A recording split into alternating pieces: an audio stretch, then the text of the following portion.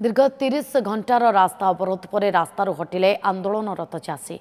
Voltage और अघोषित बिजुली काट प्रतिवाद में उमरकोट ठारू रायघर को संजोग करुवा 40 नंबर राज्य राजपथ को सरगुली निकट में अवरोध करते रायघर ब्लॉक शताधिक चाषी विद्युत काट जो रवि ऋतु में कर फसल बिना जलसेचन में नष्ट होगा बसी एसत अत्यधिक विद्युत बिल चाषी को हंतसंत करुच्ची बारंबार विद्युत विभाग को अभियोग करने कौन सुफल न मिलवा कारण शेष में चाषी बाध्य हो गत काली रास्ता अवरोध कर आंदोलन करते आज उपजिलापाल और अन्य वरिष्ठ अधिकारी एप्रिल 6 सुधा समस्यार समाधान पाई प्रतिश्रुति देवा परे रास्ता रोक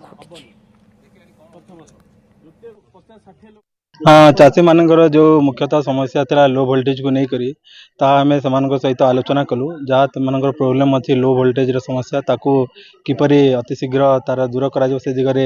आम टीपीएसडीएल तथा पदक्षेप ने जहाँफल समस्यार समाधान हो पार पूर्व भी जो प्रशासन दिखाई से अलरेडी आमर जो जोड़िंगा ठारे अलरेडी सबस्टेशन चार्ज हो सारी एवं एवं 6 तारिख रे आमर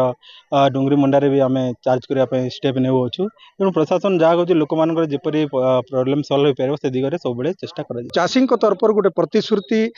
दाबी गोटे रखा से दाबीटा हूँ लो वोल्टेज समस्यार समाधान अति शीघ्र करा जाऊ आउ चाषी मानकर चाष करितिबा चाष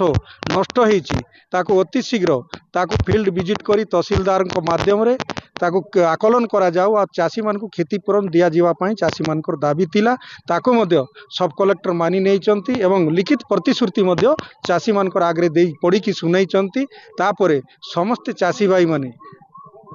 से माने राजी है कि एबेटू चाषी आंदोलन रु ओहरी जीवा पई निष्पत्ति नेइकरी एबे आंदोलन रु ओहरी जाइचंती।